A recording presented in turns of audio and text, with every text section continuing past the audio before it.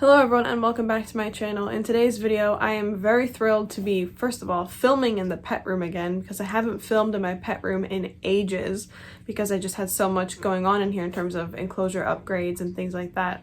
As you can see, there are some upgrades in here. So I'm just really happy to be filming in here again. I'm still tinkering around with the room and there are still upgrades to be done, which I will talk about later. I'm also thrilled to finally be sharing these 31 enclosure upgrades. So I actually bought 32 enclosures from All American Cages. I bought 31 that were going to be for leopard geckos, and I bought one that's for my White's tree frogs. That enclosure still has yet to be set up, but 31 of the enclosures were meant for leopard geckos, and I have 30 leopard geckos, and unfortunately one did pass away recently. I discussed that in another video. Her name is Shireen, and she had a liver tumor and passed away very unfortunately. Look, Mira's out. So the enclosure that was meant for Shireen does have a baby African fat-tailed gecko in it. I will talk about him in a separate video, but I had the spare enclosure, so instead of just like building another one, I put him in there, especially since he's a juvenile. For the time being, this is where everyone is. And for this video, I'm just going to show the leopard geckos so that it's clear and concise. Back in the day when I would show Asha, my African fat-tailed gecko, who is no longer with us, unfortunately, miss her every day. When I would show her with my leopard geckos, people would be like, that's not a leopard gecko. And obviously I know that, but it just does make more sense to keep showing the Leos with the Leos and showing the AFTs with the AFTs, if that makes sense. So I'm not going to show that 18 by 18 by 12 that the African fat-tailed gecko is in, but the rest of the enclosures you will see. I ordered 3 different sizes of enclosures for the leopard geckos. The largest is a 36 by 18 by 12, the medium size is a 24 by 18 by 12, and the smallest is an 18 by 18 by 12. The reason for this is because I have a lot of special needs geckos and I have normal geckos as well, and all of their needs are vastly different, and so I had to take that into consideration when I was getting upgrades. All of the Enigmas and 2 of the stunted growth geckos, Rago and Marjorie, are in 18 by 18 by 12 enclosures. You are going to notice I am using substrate in these enclosures, and not all of them. Again, each of my geckos has a different need. If I think that they could do well with substrate, I gave them substrate. I did have to take substrate away from Tormund and Jojen because they were having issues with their head bobbing because they both have neuro disorders, but I still wanted to give them the opportunity to see if they could actually do well with substrate. So I would say it's like half and half have substrate, half don't. I will talk more about the substrate composition in the video where I talk about decorating the enclosures, which will be the one you guys see next.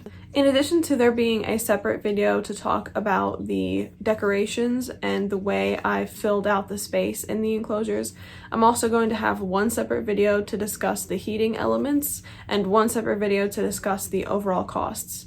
So I didn't want to put too much in this video because it's already going to be so long, so I broke everything down in separate videos. I have a playlist linked down below that will be filled with videos all about these enclosures if that's something that you're interested in. I'll make sure to include that link down below, but you can also find it on my channel. Without further ado, let's go ahead and take a look at my 30 leopard gecko enclosure upgrades. Enjoy.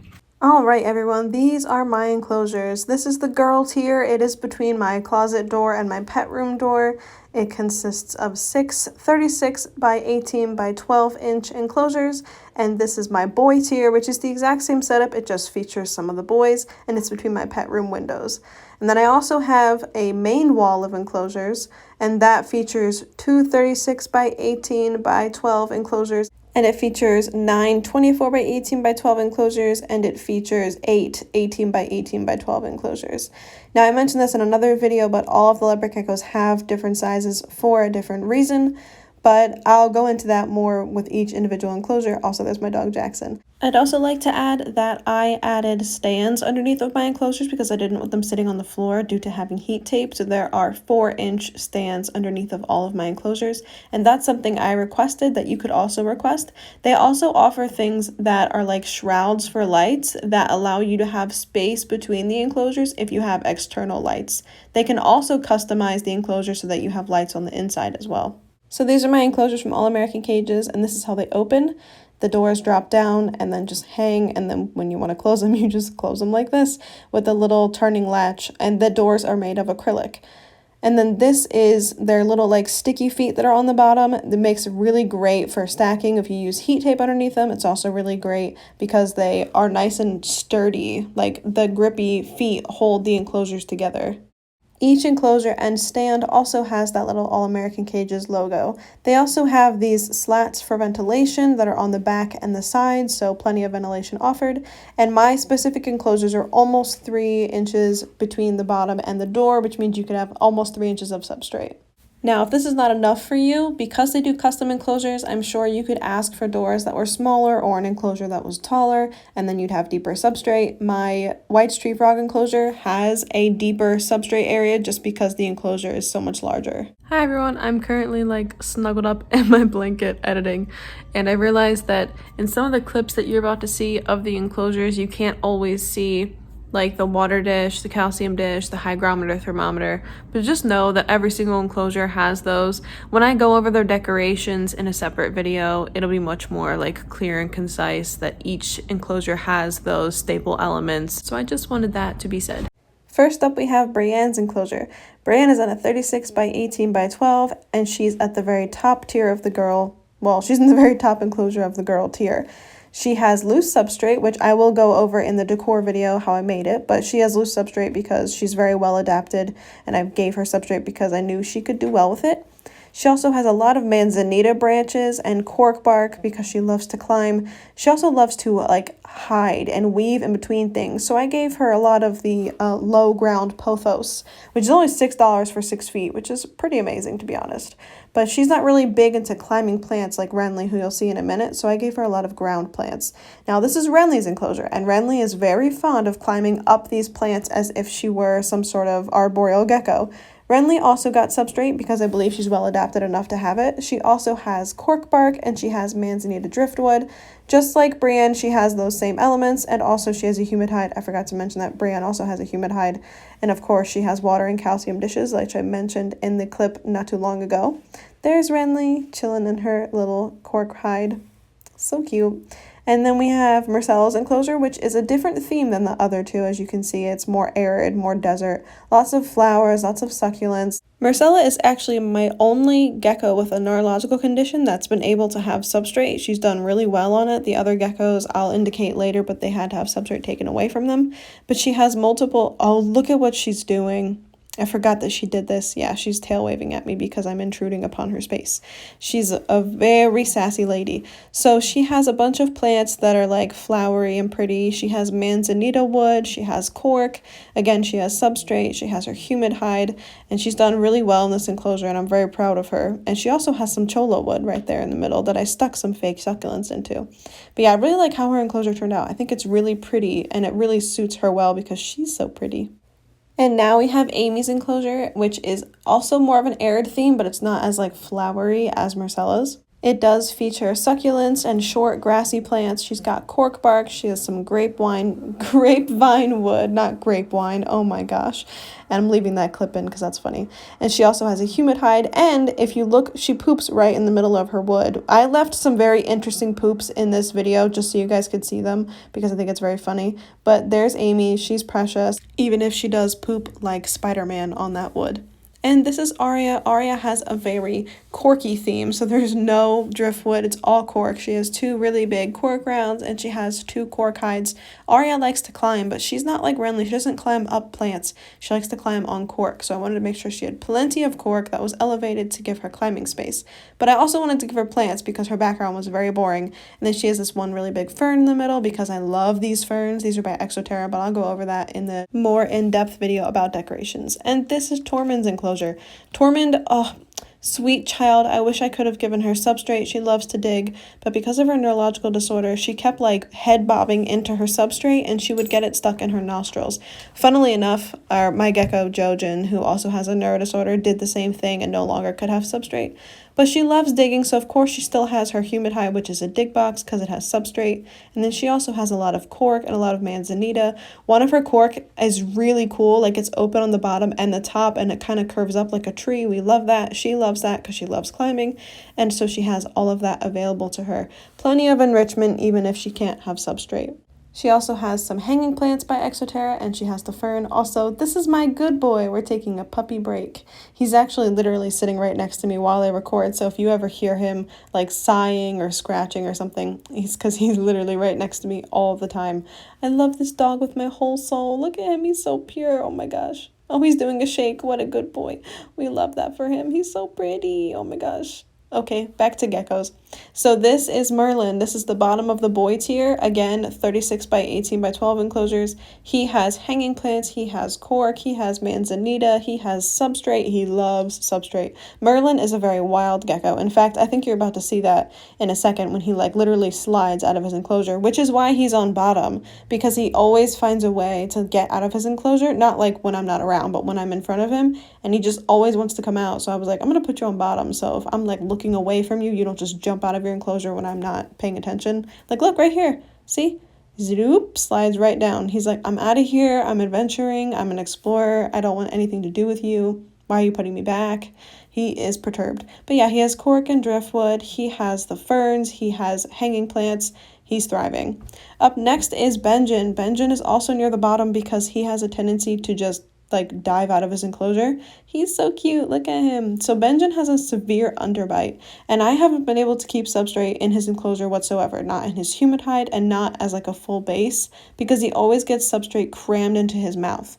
In addition to that, he has like ongoing respiratory problems due to his face shape, so we just have to keep everything really sterile and really clean. He has cork, manzanita, he has hanging plants, ferns. Oh my gosh, this is moving fast. And now we're into Viserian's enclosure. Viserian has kind of an arid theme with a lot of succulents and like grassy looking plants. He has manzanita, he has cork. You're noticing some similar themes here, I'm sure. I love manzanita and cork. He also has cholla wood and he has substrate. He's very good with substrate. Also, here he is climbing out of his cork real slow like. Keep in mind, if you see anything you like in these enclosures that you want to incorporate in your own enclosure, I will be listing where I got everything and like what everything is called in that video about decorations, which will be coming up next. So make sure that you are subscribed and have that notification bell hit so you can see when it comes out. This is Jojen's enclosure, which I somehow missed the first time and didn't record, so if the lighting looks not good or just looks different, that's why. But Jojen has no substrate for the same reason that Tormund doesn't have any. His neurological disorder just keeps him from being able to have substrate safely. He has cork, he has a lot of ferns and a lot of hanging plants because he likes secrecy. This is Tywin's enclosure. Tywin can't have substrate because like half of the year he has some pretty serious reproductive health issues, and I really don't want to have to remove substrate and then add it and remove it every time those issues flare up.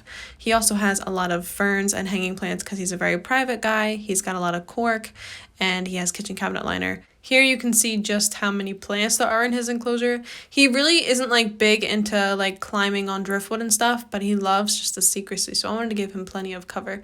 This is Varys's enclosure.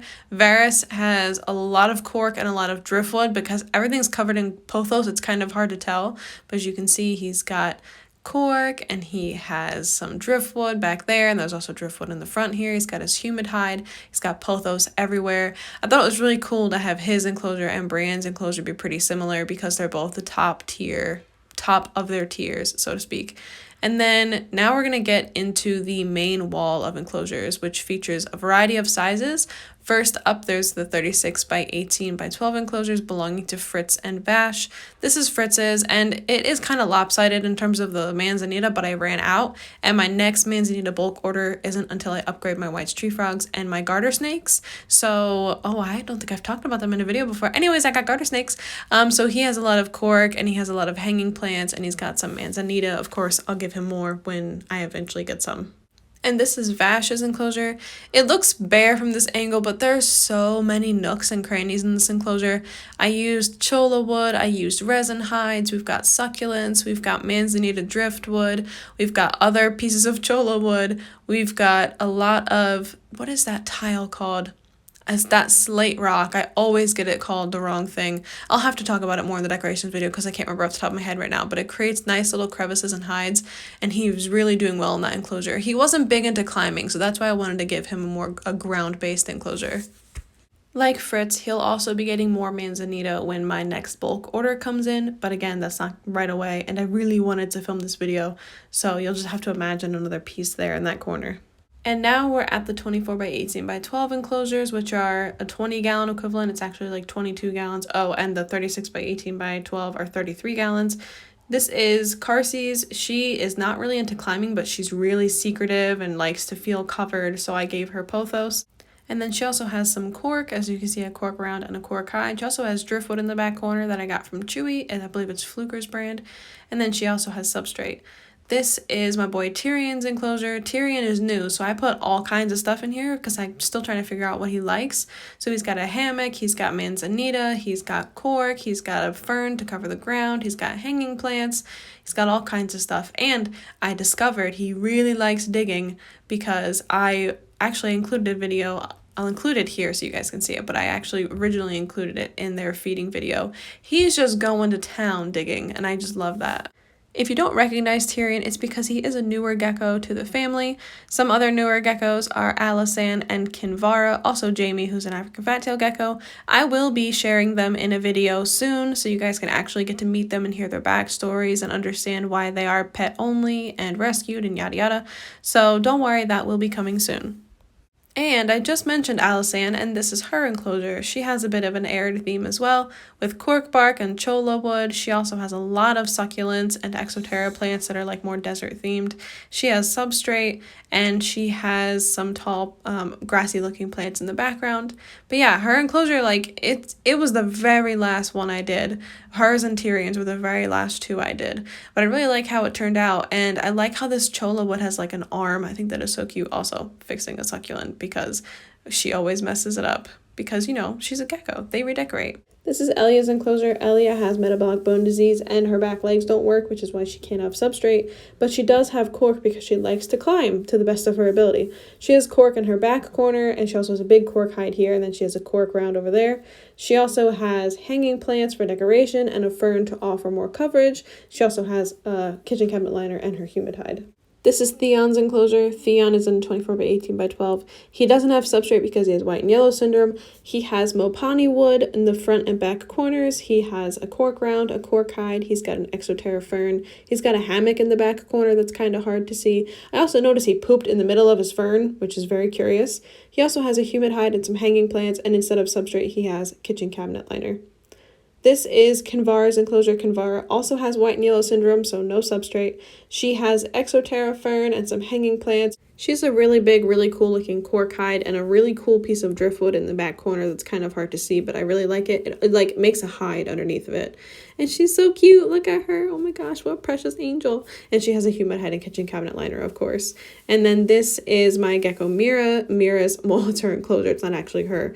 But she has a lot of Fluker's driftwood, one of which makes a really cool hide. And then she has some overarching pieces on the sides. She also pooped on top of hers, which we love. She has a hammock, she has hanging plants, and then she has substrate. And the front has been left really open because I need it to be like that for her to eat. This is Egret's enclosure. Egret has cork and manzanita all throughout, including this really cool piece of manzanita here where like the one branch twists over the other, and she loves to climb in between that hole. She also has a lot of hanging plants, and she has a ground plant as well. She has substrate because she's well adapted to it. She also has a humid hide. And just a lot of the same elements you've seen, you know, wood, cork, plants, repeat. And in fact, you're going to see that again here in Liana's enclosure. She has substrate, she has cork, she has like 3 or 4 pieces of cork. She also has her manzanita, which is a really cool piece that like is really winding and twisty. She has a lot of hanging plants because she likes some coverage. She's kind of crazy. She has a hammock in the back, and she also has her humid hide. This is Roz's enclosure. We are now down to the 18 by 18 by 12 enclosures. This is where a lot of the enigmas are, and Roz is an enigma. She has 2 main cork hides, one cool, one warm, and she has a humid hide, and she also has some hanging plants. This is my gecko Marjorie's enclosure, and you can see movement in this back corner, and she actually drops down here in a second, but look, there's her poop on the hammock. We love geckos who poop up high. But then there's Marjorie. She pops out. She loves climbing, but bless her heart, she's got a neuro disorder, so like she's just not really great at it. Hi, Marjorie. Oh my gosh, she's so cute. Anyway, she has a lot of manzanita, a lot of cork, a lot of stuff that's enriching, but it's kept close together so that if she just suddenly stops being able to climb well, she won't fall and hurt herself. Marjorie does not have enigma syndrome. I just want to be clear about that. But she can't have substrate because her eyelids aren't formed all the way in the corners. And when she's in her humid hide, she manages to sometimes get substrate in her eyes. So I didn't want to give her full bottom substrate for that reason. Plus, she does have a bit of head wobbliness like the other geckos who have neuro problems. And so because substrate didn't work for them, I figured it probably won't work for her either. This is my Gecko Sam's enclosure. She is an Enigma. She has a hide in the back, a hide in the front, and then a hide on the side. She also has some hanging plants. The reason that the geckos with Enigma syndrome have to be in smaller enclosures is because larger spaces stress them out, and if they happen to death roll, which means they fall on their back, having everything close together means they'll have an easier time righting themselves. This is Sam's sister Gilly, and she has a very similar setup in an 18 by 18 by 12 with a really large cork hide there in the back and then one in the front, so a hot hide and a cool hide, and then she also has this humid hide. And really her big hide covers more than just the hot spot. It's kind of like a hot hide and a cold hide in one, but a lot of the hides in these enclosures work that way. This is Rago. Rago is not an Enigma, but as you can see, he's very small. He has stunted growth. He has literal blindness because it doesn't really have eyes. He also has some cleft nostrils, and he's just all kinds of messed up. And so for that reason, I put him in a smaller enclosure to avoid the stress that might come with a bigger enclosure. He has manzanita, he has a hammock, he has hanging plants, he has also a ground fern. And due to his multiple issues, I decided not to give him substrate, but he does have that in his moist hide.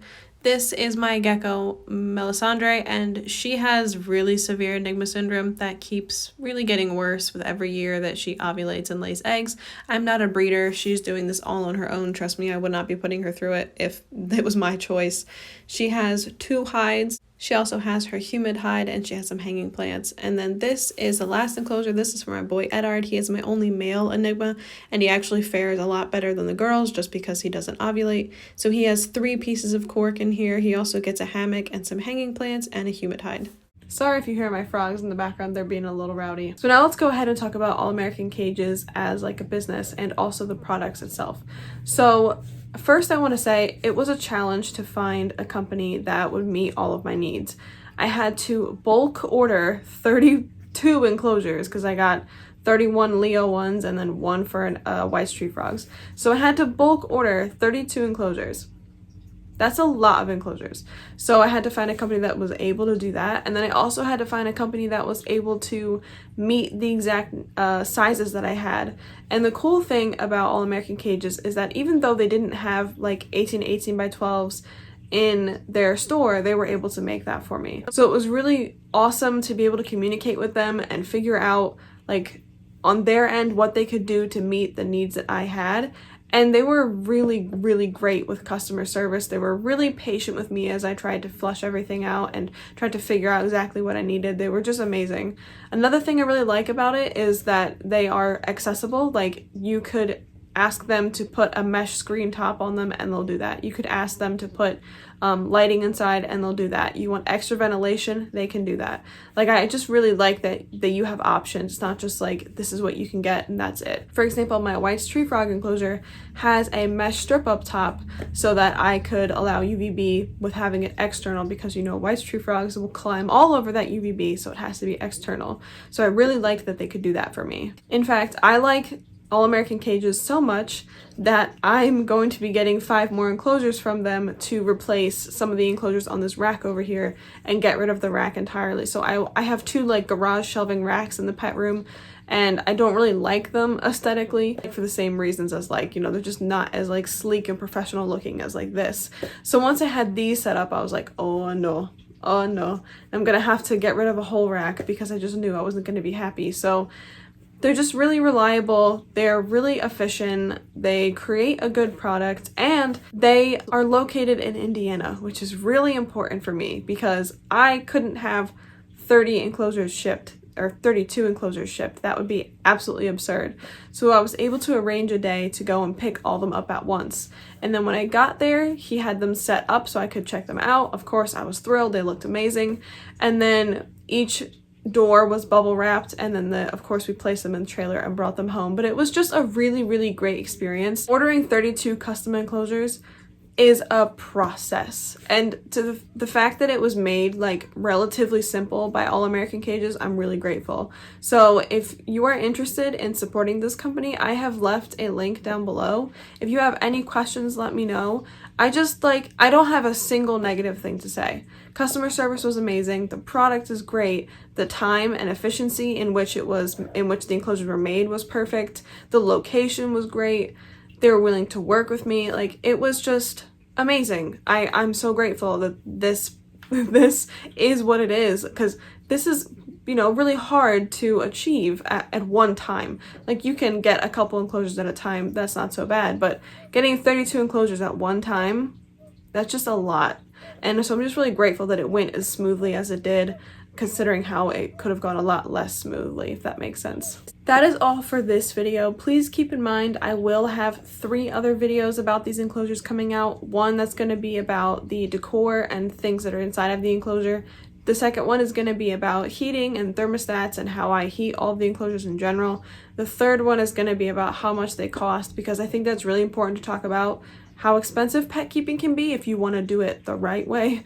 So of course the right way being to put your all into it and to make sure you're giving them proper upgrades and enrichment. But yeah, it's very expensive. It's very time consuming, and it's very money consuming. You know, eats all the monies in your wallet, takes it, it's gone. So I just think that it's really important to talk about that as well. So I'm going to make a video about the costs as well.